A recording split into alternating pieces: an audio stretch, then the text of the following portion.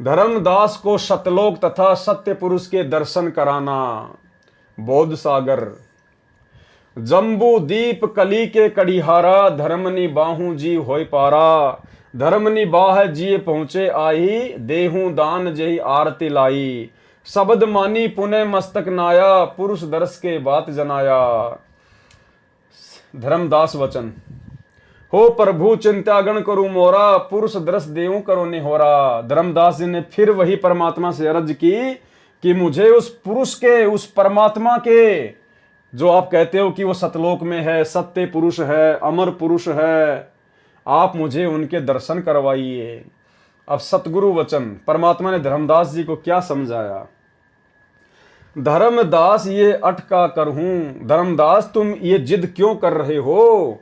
मान हूं शब्द शीश पर धर हूं, मैं तुम्हें जो वचन कह रहा हूं उसको सिरोधार्य करो। हमरे गहे पुरुष पे जे हाँ, वीना गहे वहां जान न पाहा। हमसो पुरुष सो ऐसी अही, जल तरंग अंतर रही।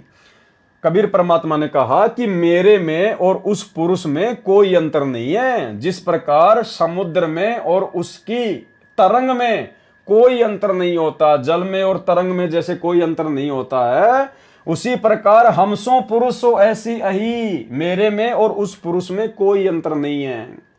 यानी भाई और बहनों, परमात्मा हमें शिक्षा देना चाह रहे हैं कि सतगुरु में और सतलोक में आप जिसको पुरुष मान रहे हो, कबीर मान रहे हो सतलोक में बैठा हुआ, उसमें और सतगुरु में कोई अंतर नहीं होता किसी भी प्रकार का। दोनों एक ही शक्ति होती हैं। गरीब निर्गुण सरगुण एक है, दूजा ब्रह्म विकार। निर्गुण साहिब आप हैं और सरगुण संत विचार। हमसो पुरुष सो ऐसी अही, जल तरंग अंतर रही। जिमी रवि और रवि तेज प्रकाशा, तिमी माही पुरुष अंतर धर्मदासा। हमरी सुरती गहो चितलाई। कबीर परमात्मा ने धर्मदास जी को समझाया कि तुम मेरे अंदर अपना ध्यान लगाओ, मेरे से उपदेश लेके और अपनी भक्ति में ध्यान लगाओ, तब ही पुरुष पद दर्शन पाई। उसके बाद ही तुम्हें उस परमात्मा के दर्शन हो पाएंगे। शिष्य हृदय प्रीति अस आने, गुरु ओ पुरुष भिन्न नहीं जाने। क्या कह रहे परमात्मा कि जो शिष्य होता है ना, उसके हृदय में अपने गुरुजी के प्रति अटूट प्रेम और श्रद्धा होनी चाहिए। गुरु और पुरुष भिन्न नहीं जाने, गुरु को और परमात्मा को अलग नहीं मानना चाहिए। भाई और बहनों, आप और हमें शिक्षा देने के लिए परमात्मा ने ये शास्त्र लिखे हैं और लिखवाए हैं। यानी सतगुरु में और परमात्मा में किसी प्रकार का कोई अंतर भगत ने नहीं समझना चाहिए। अगर जरा भी अंतर समझा तो उसकी भक्ति सफल नहीं हो सकती, क्योंकि हमने तो सतगुरु के प्रत्येक वचन पर दृढ़ता से विश्वास करना होगा। और अगर हम सतगुरु की बात नहीं मानेंगे, विश्वास नहीं करेंगे, सतगुरु के अलावा कहीं और हम परमात्मा देखेंगे, तो भला हम कैसे सतगुरु के हो जाएंगे। और भाई और बहनों, परमात्मा ने एक 2 मिनट के सत्संग में हमें बड़े अच्छे से समझाया है कि पर्वत पर्वत मैं फिरिया कारण अपने राम, राम जैसे संत मिले जिन सारे सब काम।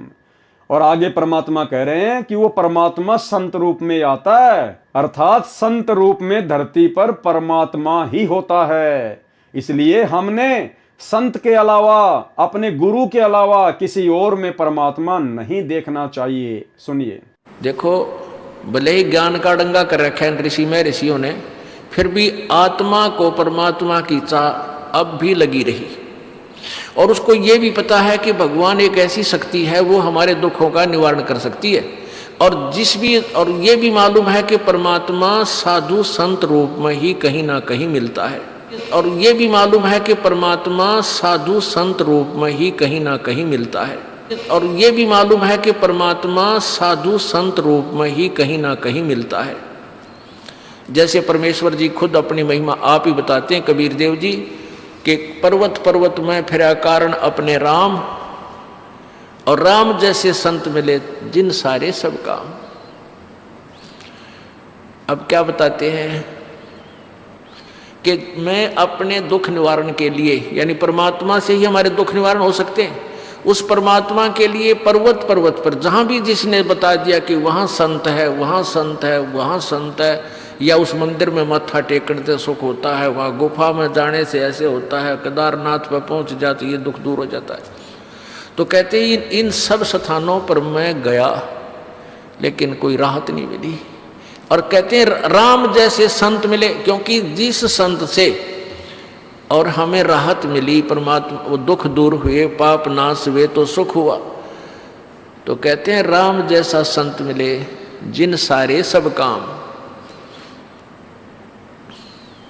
तो इतना भी ज्ञान है कि परमात्मा की प्राप्ति संत, परमात्मा से मिलने वाले राहत संत के माध्यम से ही मिलते हैं। तो इससे परमात्मा खुद ही अपनी महिमा बताते हैं कि संत साहिब के लाडले, ये जो संत जो होते हैं, भक्त जो संत होते हैं, जो परमात्मा के जो संत होते हैं, यानी जो परमात्मा ही संत रूप में आता है, जो परमात्मा के जो संत होते हैं, यानी जो परमात्मा ही संत रूप में आता है, जो परमात्मा के जो संत होते हैं, यानी जो परमात्मा ही संत रूप में आता है, तो वो उससे हमें सब सुख होते हैं। तो उसको कहते हैं, उसने एक कहूँ या दो, वो जिस संत से हमारे काम ठीक हो गए उसने भगवान कहूँ या परमात्मा कोई और मानो, यानी और परमात्मा भले ही हो परंतु हमने जिस संत से सुख मिले हमारे लिए, तो वो भगवान हो गया और वही परमात्मा के गुणों से युक्त है। तो पुण्यात्माओं, परमेश्वर भी कहते हैं, गुरु मानस कर जानते ते नर कहिए अंध, महादुखी संसार में आग गई अब के फन।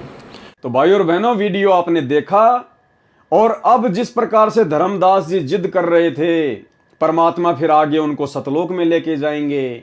सतलोक में जाने के बाद फिर धर्मदास जी को बहुत ज्यादा पछतावा होगा, क्योंकि वहां जाने के बाद में जब असंख्य ब्रह्मांडों के सिंहासन पर वो कबीर भगवान को बैठा हुआ देखेंगे, तो धर्मदास जी को बड़ी लज्जा महसूस होगी। क्यों? क्योंकि वही सूरत, वही मूरत जो नीचे से जिंदा महात्मा के रूप में धर्मदास जी को ऊपर लेके गए थे, वही रूप फिर असंख्य ब्रह्मांडों के सिंहासन पर धर्मदास जी को दिखाई दिए। और धर्मदास जी ने सोचा कि मैंने तो बहुत बड़ी गलती कर दी, जिंदा बाबा के वचन पर अविश्वास किया। वो मुझे बार बार कह रहे थे कि भाई मेरे में और उस सतपुरुष में कोई अंतर नहीं है, और भाई ये तो बिल्कुल उनकी बात 100% सच हो गई। ये तो वही महाराज जी बैठे हैं, वही शकल, वही सूरत, ये तो दोनों एक ही शक्ति है। तो भाई और बहनों, हमें कहीं आगे चल के इस प्रकार लज्जा महसूस ना करनी पड़े, हमें शर्मिंदगी महसूस ना करनी पड़े, इसलिए हमने तो मन में दूसरा भाव भी उत्पन्न नहीं करना कि हमारे गुरुदेव भगवान के अलावा अन्य कहीं कोई कबीर भी होगा। अन्यथा ये कलयुग की बिचली पीढ़ी है, बहुत बड़ा धोखा खा जाएंगे। शिष्य हृदय प्रतीति अस आने, गुरु और पुरुष भिन्न नहीं जाने। जो लो चित अस रीति न आवे, तो लो जीव नहीं लोक सिंधावे। अगर जीव की पूरी लो, यानी उसकी पूरी श्रद्धा, पूरी लगन अपने गुरु में नहीं होगी, तो वो कभी भी उस लोक को प्राप्त नहीं कर पाएगा। धर्मदास चित बहुत सकाने, चरण टेकी बहु विनती ठाने। लेकिन धर्मदास ने तो कहा कि एक बार तो मुझे दिखाई दो। धर्मदास वचन, हो प्रभु सत्य कहो तोई पाई, तुम ते कछु दूची ताई नहीं। मोरे तुम ही पुरुष हो स्वामी, यम ते छोड़ाऊं अंतर्यामी। हो प्रभु बरनेऊ लोक की शोभा, ताते आही मारम लोभा।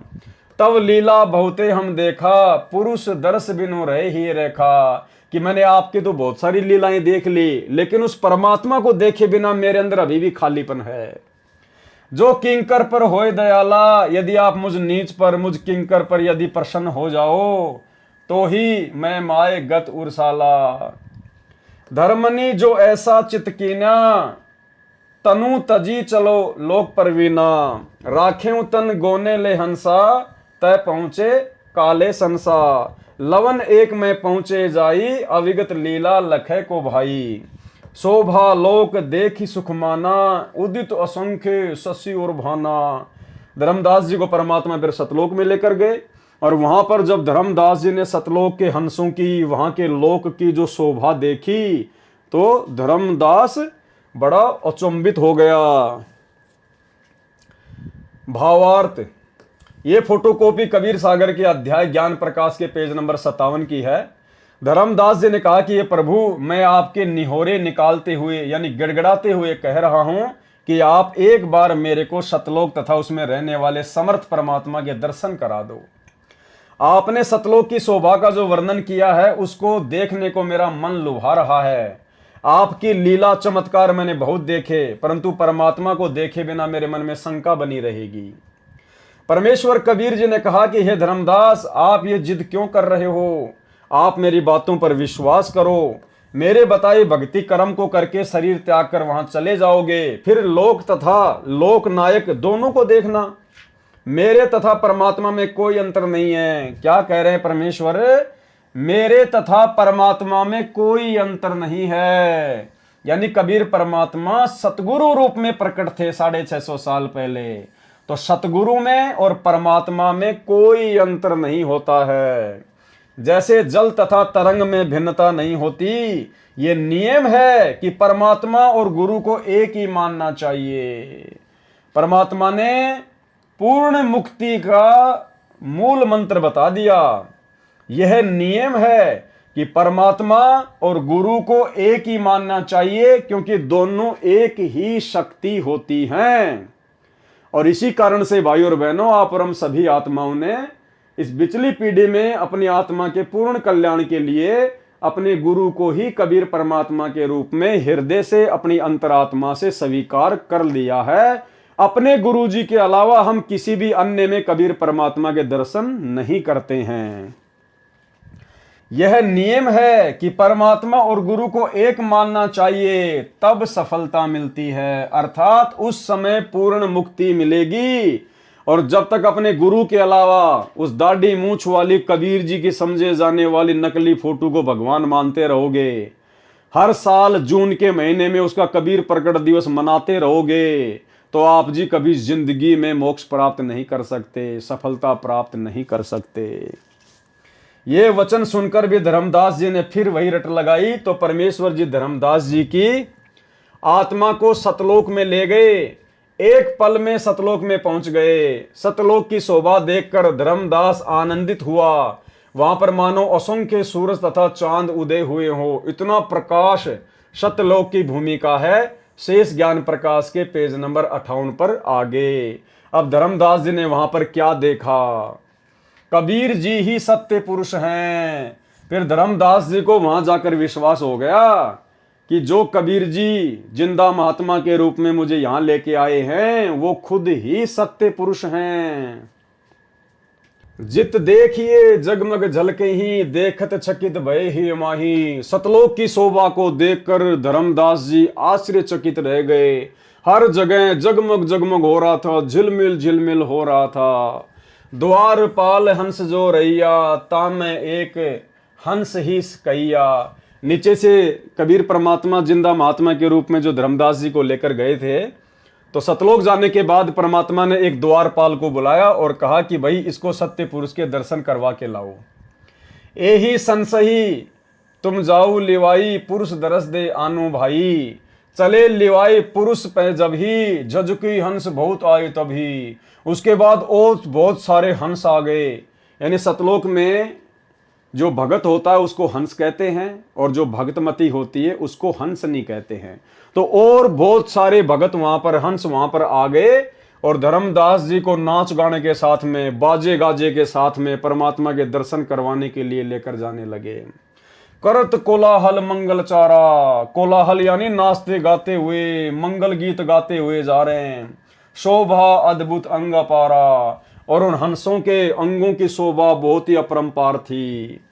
हंसन शोभा कहाँ बताऊं? धर्मदास जी कह रहे, मैं कैसे वहां के भक्तों के शरीर की शोभा बताऊं? कछुक प्रभाव सो वर्णी सुनाऊं। थोड़ा बहुत आपको सुना रहा हूं। रतन माल गिरवे शोभित हंसा। सतलोक के हंसों के गले में जो माला है ना, वो रत्नों की माला सुशोभित हो रही है। और मणि माल किमी कर प्रशंसा। और भी अनेक महंगी महंगी कीमती कीमती सुंदर सुंदर जो मणियां हैं, उनकी मालाएं उनके गले में सुशोभित हो रही है। जस जग दे हंसन कर ही, उनकी जो काया है, उनका जो शरीर है नूर का है और वो जगमग जगमग करता है। अमर चीर बहु शोभा दर ही, अमर वस्त्र उनकी शोभा बढ़ाते हैं। उड़े राख चिकुर शोभा छवि आछे, रवि का करतार रोम छवि काछे। हंस भाल शोभित किन कहूं, वहां के हंसों के माथे की शोभा में क्या कहूं। षोडश चंद्र भाल छवि लहूं, 16 चंद्रमाओं जितनी शोभा उनके माथे की है। हंस कांति प्रति रोम प्रकाशा, उनके एक एक रोम, उनका एक एक जो रोम है ना सतलोक के हंसों का, हीरा मणि उदित रोमासा, हीरे की तरह प्रकाशमान है। कोटिक बिंदु हंसन छवि मोहा, देह प्राण शोभा अमी गिरोहा। इसके अलावा और भी बहुत सारा वर्णन धर्मदास जी ने यहाँ पर सतलोक के हंसों के विषय में किया है। हम इसका सीधा सीधा जो सरलार्थ है वो पढ़ेंगे, गुरुदेव भगवान के कर कमलों से किया हुआ भावार्थ। यह फोटोकॉपी कबीर सागर के अध्याय ज्ञान प्रकाश के पेज नंबर 58 की है। यानी ऊपर हमने जो पढ़ा है धर्मदास जी सतलोक की और सतलोक के हंसों का जो वर्णन कर रहे हैं, उसके विषय में परमात्मा यहां बताएंगे। सत्यलोक में जहां तक दृष्टि गई, धर्मदास जी ने देखा कि प्रकाश झलक रहा था। परमेश्वर सत्य पुरुष के दरबार के द्वार पर एक द्वारपाल संतरी खड़ा था। उसको जिंदा रूप में नीचे से गए प्रभु ने कहा कि यह भगत परमेश्वर जी के दर्शन करने मृत लोक से आया है, इसको प्रभु के दर्शन कराओ। जिंदा वेशधारी परमेश्वर बाहर ही बैठ गए। द्वारपाल ने एक अन्य हंस, सत्यलोक में भगत को हंस तथा भगतमती को हंस नहीं कहते हैं, उनसे कहा कि आप इस भगत को सत्य पुरुष के दर्शन कराओ। जब वह हंस धर्मदास जी को दर्शन के लिए लेकर चला तो बहुत सारे हंस आ गए और धर्मदास जी का स्वागत करते हुए नाचते हुए आगे आगे चले। उनका शरीर विशाल था, गले में रत्नों की माला थी, उनके नाक मुख गर्दन की शोभा अनोखी थी। 16 सूर्यों जितना शरीर का प्रकाश था। उनके रोम अर्थात शरीर के बाल की चमक हीरे जितनी थी। उनका शरीर अमर अविनाशी है। सब मिलकर पुरुष दरबार में गए। सत्य पुरुष जी सिंहासन पर बैठे थे। अब देखना भाई और बहनों क्या होता है। सत्य पुरुष जी सिंहासन पर बैठे थे, यानी नीचे से परमात्मा जो जिंदा महात्मा के रूप में धर्मदास जी को ऊपर लेके गए थे, वो तो बाहर ही बैठ गए और धर्मदास जी को वहां के जो हंस हैं वो लेकर गए परमात्मा के दर्शन करवाने के लिए। तो धर्मदास जी ने वहां पर क्या देखा कि सत्य पुरुष सिंहासन पर बैठे थे। उनके एक रोम का प्रकाश करोड़ चंद्रमाओं तथा सूर्यों जितना था। धर्मदास जी ने देखा कि ये तो वही चेहरा है जो नीचे से जिंदा बाबा के वेश में मिले थे। धर्मदास जी ने कहा कि ये तो वही चेहरा है जो नीचे से मुझे यहां लेकर आए हैं तथा मुझे यहां लेकर आए हैं। धर्मदास जी बहुत लज्जित हुए और विचार करने लगे कि नीचे मुझे विश्वास नहीं हुआ कि ये जिंदा ही परमेश्वर है। ठीक इसी प्रकार भाई और बहनों, वर्तमान में 90% संगत को जो सतलोक आश्रमों से जुड़ी हुई है, ठीक इसी प्रकार आज उनको भी विश्वास नहीं हो पा रहा कि सतगुरु रामपाल जी खुद ही कबीर भगवान हैं। इसीलिए तो सतगुरु रामपाल जी परमेश्वर जी के धरती पर प्रकट होते सोते ये लोग जून के महीने में एक कागज के टुकड़े को, कबीर जी की समझे जाने वाली नकली फोटो को भगवान मानकर उसका प्रकट दिवस मना रहे हैं। तो भाई और बहनों, आप और हमने ये धोखा नहीं खाना। कलयुग की बिचली पीढ़ी है। ये इतनी सारी बातें, ये 650 पेज का कबीर सागर का सरलार्थ परमेश्वर जी ने जो लिख कर हमें दिया है, जो इतना समय परमात्मा ने लगाया है, ये कोई छोटी बात नहीं है भाई और बहनों। जो बातें यहाँ लिखी गई हैं हूबहू हमारे साथ भी वही होगा। यदि हमने भी धर्मदास की तरह धोखा खाया तो, अपने सतगुरु के अलावा किसी और में परमात्मा देखा तो। धर्मदास जी बहुत लज्जित हुए और विचार करने लगे कि मुझे विश्वास नहीं हुआ कि ये जिंदा ही परमेश्वर है। दर्शन करके धर्मदास जी को वहीं लाया गया जहां जिंदा रूप में प्रभु दरबार के बाहर बैठे छोड़कर अंदर गया था। उसके बाद क्या होता है भाई और बहनों, कबीर पुरुष एक यहाँ छिपाए, सत्य पुरुष जगदास कहाए। धर्मदास जी ने देखा कि ये तो खुद ही कबीर परमात्मा है, अपने आप को छिपाए हुए है और नीचे जाकर अपने आप को दास कहलवाता है। जिस प्रकार वर्तमान में रामपाल दास परमेश्वर अपने नाम के आगे लगाते हैं स्वयं परमात्मा होने के बावजूद। कबीर पुरुष एक यहाँ छिपाए, सत्य पुरुष जगदास कहाए। धाये चरण गहूं अति सकुचाई, हे प्रभु हम परचे अब पाई। धर्मदास जी ने कहा कि परमात्मा मुझे तो अब आपकी असलियत के बारे में पता चला है कि आप खुद ही सत्य पुरुष हो, खुद ही परमात्मा हो। आप तो नीचे एक दास की भूमिका निभा रहे हो। ये शोभा कस ऊं छिपावा, कस नहीं जगमग प्रकट दिखावा। धर्मदास जी ने कहा कि परमात्मा जो आपकी शोभा यहाँ पर सतलोक में है, आपने अपनी शोभा को नीचे उस मृत लोक में क्यों छिपा रखा है परमात्मा? क्यों आपने अपने आप को वहां पर जो है वो प्रकट नहीं किया? तो सतगुरु वचन परमात्मा क्या कहने लगे, धर्मनी जो वही छवि जग जाऊं, तो होए विकल निरंजन राऊ। हे धर्मदास, यदि मैं इसी शोभा में, इसी नूर में, इसी रूप में जो तूने मुझे सतलोक में देखा है, यदि मैं नीचे चला जाऊं उस मृत लोक में, तो होए विकल निरंजन राऊ। तो वो जो काल है, जो निरंजन है ना, वो व्याकुल हो उठेगा। सब जीव तब मोही लोलावे, और सारे जीव मेरी शोभा को देखकर मेरे ऊपर आकर्षित हो जाएंगे। उजरे सो सब लोक ही आवे, और काल का लोक उजड़ जाएगा, सब मेरे साथ सतलोक में आ जाएंगे। ताते गुप्त राखो जग भाऊं, शब्द संदेश जीवन समझाऊं। इसलिए मैं वहां पर अपने आप को गुप्त रखता हूं, मैं अपने आप को छुपाता हूं, अपने आप को दास कहता हूं, परमात्मा का भेजा हुआ संत कहता हूं। ताते गुप्त राखो जग भाऊ, इसलिए मैं अपने आप को वहां पर छुपाता हूं, गुप्त रखता हूं, और शब्द संदेश जीवन समझाऊं, और ज्ञान देकर मैं जीव आत्माओं को समझाता हूं, अपनी पहचान करवाता हूं। शब्द परखई चीने माई कोई, जो मेरे शब्द को परख लेता है, जो मेरी बात को पकड़ लेता है, ज्ञान से जो मुझे समझ लेता है, गही प्रतीति घर पहुंचे सोई, वही आत्मा मेरे सतलोक में पहुंच पाती है। कहे कबीर सुनहु सुकृति हंसा, दरस पुरुष मिटे हूं चित संसार। अब तुम वेगी चलो संसारा, जीवई चेताऊं करहूं पुकारा। अब तुम जल्दी नीचे चलो वापस संसार में, और जो मैंने तुम्हें यहां दिखाया है, जो तूने यहां पर जाना है, पहचाना है, तुम नीचे जाकर अन्य जीवों को पुकार पुकार के समझाओ।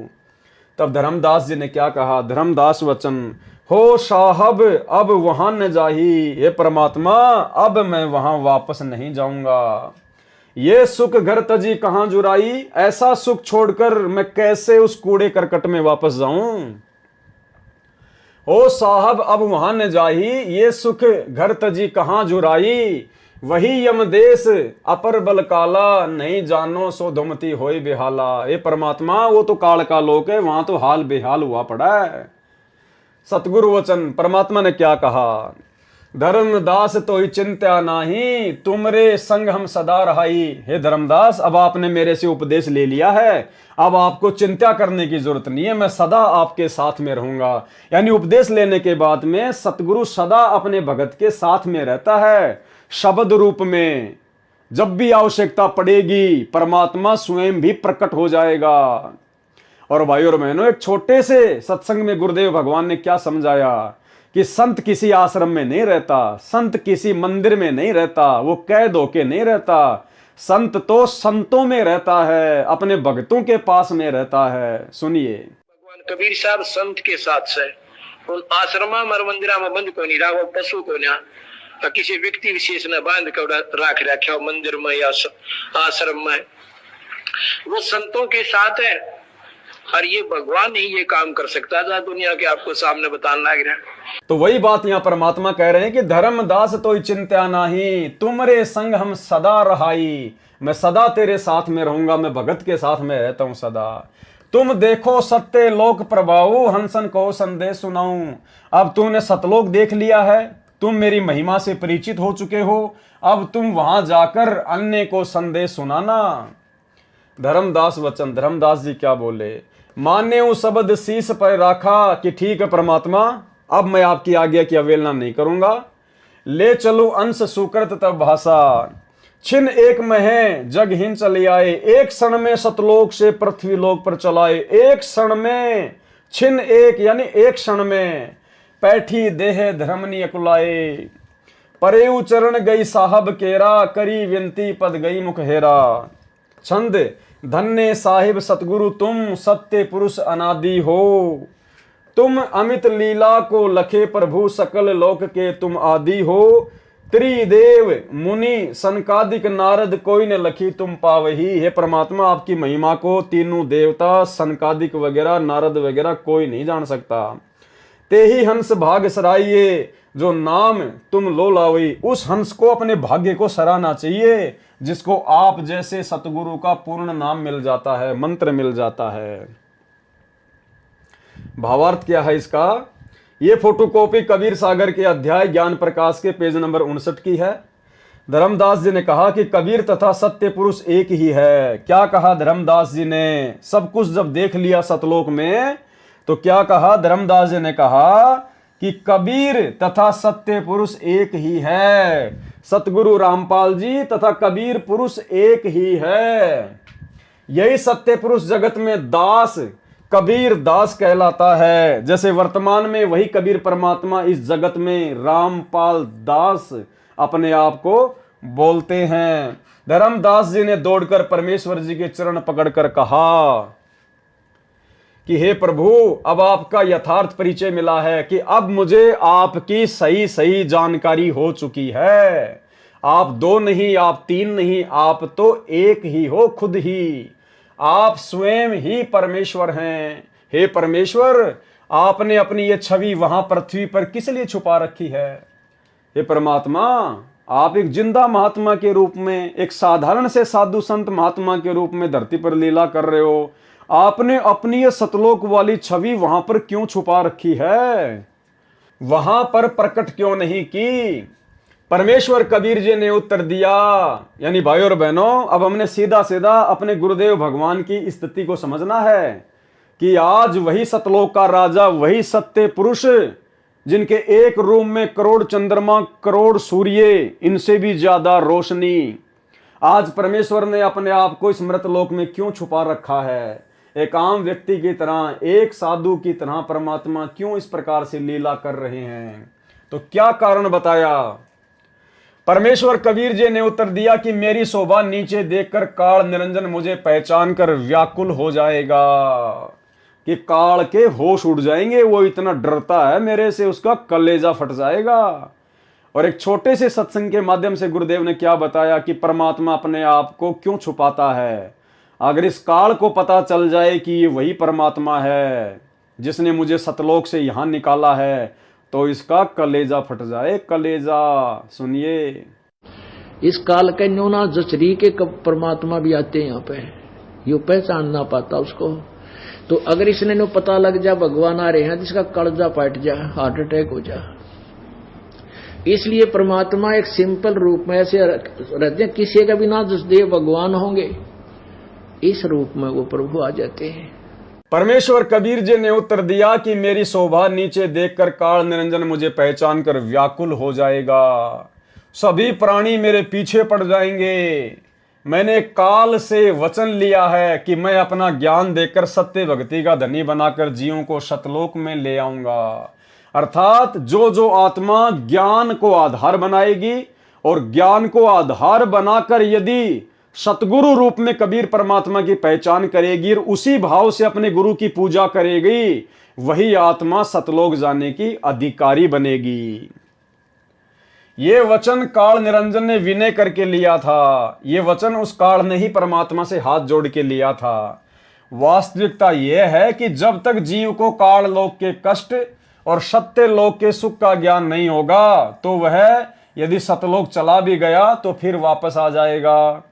पहले सब सतलोक में ही तो थे, वहीं से नीचे गिरे हैं। इसलिए तत्व ज्ञान कराना तथा सत्य भक्ति के धनी बनाकर सतलोक ले जाना उचित है।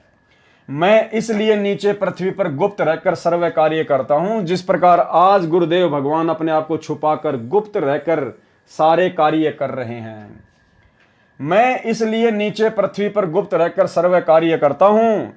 धर्मदास जी ने कहा कि हे प्रभु, मुझे यहीं रहने दो, मैं अब उस गंदे लोक में नहीं जाऊंगा।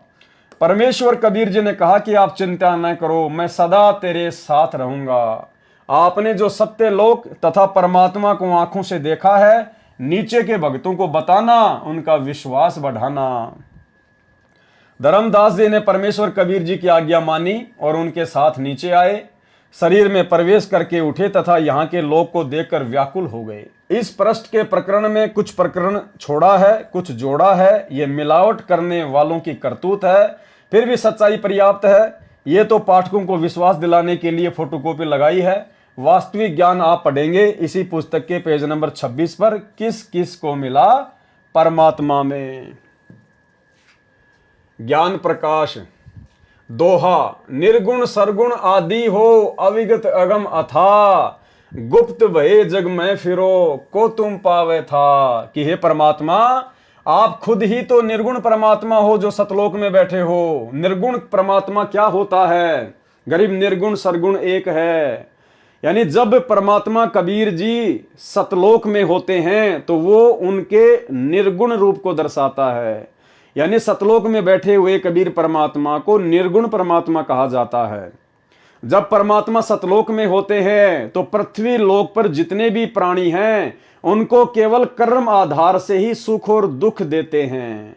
यानी जैसे उनके कर्म होते हैं उसी प्रकार से परमात्मा उनका प्रारब्ध नियुक्त करता है। अपनी तरफ से परमात्मा किसी को कोई सुख एक्स्ट्रा नहीं दे सकता। और जब वही कबीर परमात्मा जो सतलोक में निर्गुण रूप में होते हैं, जब पृथ्वी पर संत रूप में या सतगुरु रूप में प्रकट होते हैं तो वो उनका सरगुण रूप होता है। और सरगुण रूप में परमात्मा जीवात्मा को भाग्य से भी अधिक देते हैं। यदि किसी के भाग्य में कष्ट हैं, दुख हैं, परेशानियां हैं, संकट हैं, तो उनको अपनी शरण में लेके उनके कष्टों का निवारण करते हैं। भाग्य से अधिक सुख परमात्मा सरगुण रूप में, संत रूप में देते हैं। इसलिए कहा है कि निर्गुण सरगुण एक है, दूजा ब्रह्म विकार। कि परमात्मा का सतलोक वाला निर्गुण रूप और धरती वाला सरगुण रूप, जब वो सतगुरु रूप में आते हैं तो दोनों रूप एक ही है।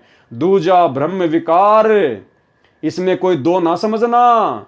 निर्गुण साहिब आप हैं और सरगुण संत विचार, दोनों परमात्मा के ही रूप हैं। निर्गुण सरगुण आदि हो, कि निर्गुण और सरगुण दोनों रूप आप ही के हैं परमात्मा। अविगत अगम अथा, गुप्त भये जग मा फिरो, आप जी अपने आप को छुपाकर गुप्त रूप में संसार में घूमते हो, फिरते हो, ज्ञान समझाते हो। को तुम पावे था, हे परमात्मा आपके इस रहस्य को कौन जान सकता है। मोही परचे तुम चीन, ताते चीनो तोई प्रभु, भये चरण लोलीन, दुचिताई सकलो गई। कीट ते भृंग मोहि प्रभु की न्या। अब धर्मदास जी परमात्मा की महिमा में क्या कह रहे हैं कि मुझ जैसे कीड़े को, मुझ जैसे कीट को परमात्मा आपने भृंग बना दिया अपना ज्ञान सुना सुना कर। निश्चल रंग आपनो दीना, आपने अपना भक्ति वाला रंग मेरे ऊपर चढ़ा दिया है। जिमी निकले जग होय फुलेला, तिमी मोही भयो समरथ मेला, पारस परसी लोहा जिम हेया, तिमी मोही भयो नाथ व्रत मेहा। अगर परसी जिमी भयो वासा, जल प्रसंग बसन मलनासा, सनपट शुद्ध सूत कहे न कोई, प्रभु गुण लखित सिर नवलोई। हे प्रभु तिमी माही भयो आनंदा, जिमी चकोर हिये लखी चंदा, जन्म मरण भी संशय नासी, तव पद सुख निधाय सुख राशि। आगे परमेश्वर ने इसका हिंदी में क्या अनुवाद किया है, सीधा हम वही पढ़ेंगे। भावार्थ, ये फोटोकॉपी कबीर सागर के अध्याय ज्ञान प्रकाश के पेज नंबर 60 की है। सतलोक तथा परमेश्वर को सतलोक में पहचान कर धर्मदास जी ने परमेश्वर कबीर जी का धन्यवाद किया। कहा कि हे पारस, पत्थर से स्पर्श होने के पश्चात लोहा स्वर्ण बन जाता है, ऐसे मेरा जीवन सत्य भक्ति से बहुमूल्य हो गया है। मेरा जन्म मरण समाप्त हो जाएगा। जैसे भृंग कीट को अपने समान बना लेता है, ऐसे आप जी ने मेरे को अपना शिष्य बनाया है। गुरु का शब्द यानी मंत्र विश्वास के साथ ग्रहण करें तो उस शिष्य की मनोकामना गुरु पूरी करता है। सतगुरु भक्ति धन का शाह अर्थात सेठ यानी धनी होता है। सेठ से धन लेकर जो अपना व्यापार बढ़ाता है तो धनी हो जाता है। यानी शिष्य गुरु से दीक्षा लेकर मर्यादा में रहकर भक्ति करता है तो मोक्ष प्राप्त कर लेता है। कबीर सागर के अध्याय ज्ञान प्रकाश के पृष्ठ 61 में गुरु की महिमा बताई है। पढ़ने से आसानी से समझ आती है, अधिक सरलार्थ की आवश्यकता नहीं है। क्या सरलार्थ किया है परमात्मा ने? भावार्थ। ये फोटोकॉपी कबीर सागर के अध्याय ज्ञान प्रकाश के पेज नंबर 62 की है। इसमें सत्य नाम भी लिखा है जो धर्मदास को परमेश्वर कबीर जी ने जाप के लिए दिया था, ये अपभ्रंश किया है। सोहम ओहम जानव बीरू धर्मदास से कहा कबीरू, सत्य शब्द नाम गुरु गम पहचाना, बिन जिभ्या करूं अमृत पाना। विवेचन। आप जी ने कबीर सागर के अध्याय ज्ञान प्रकाश की फोटोकॉपी पढ़ी, ये प्रमाण के लिए लगाई है। भले ही इनमें कुछ मिलावट है परंतु कुछ सच्चाई भी बची है। इस पृष्ठ पर यह भी स्पष्ट किया है कि नाद पुत्र दो प्रकार के हैं, यानी जो वचन के पुत्र हैं वो भी दो प्रकार के होते हैं। नाद पुत्र दो प्रकार के हैं। जैसे सतलोक में सत्य पुरुष ने 16 वचनों से 16 सुत यानी पुत्र उत्पन्न किए थे, वे नाद पुत्र हैं। तथा धर्मदास जी ने परमेश्वर कबीर जी से दीक्षा ली तो धर्मदास जी भी नाद पुत्र हुए। इसी प्रकार जो गुरु से दीक्षा लेता है वह नाद पुत्र होता है, उसे वचन पुत्र भी कहते हैं। अब आप जी को आत्मा धर्मदास जी तथा परमात्मा कबीर बंदी छोड़ जी का यथार्थ संवाद अर्थात धर्मदास जी को शरण में लेने का यथार्थ प्रकरण सुनाता हूं। तो भाई और बहनों, आज के कबीर सागर के सरलार्थ के वीडियो के माध्यम से हम केवल इतना ही लेंगे। कल रात्रि 8 बजे से हम यहां से शुरू करेंगे किस किस को मिला परमात्मा, और धीरे धीरे जैसे हम आगे बढ़ेंगे कबीर सरलार्थ के वीडियो में तो फिर नए नए रहस्य, नई नई बातें, गूढ़ ज्ञान, आप और हमारे विश्वास को बढ़ाने वाली बातें अब आगे के वीडियो में परमात्मा के आशीर्वाद से धीरे धीरे शुरू होंगी।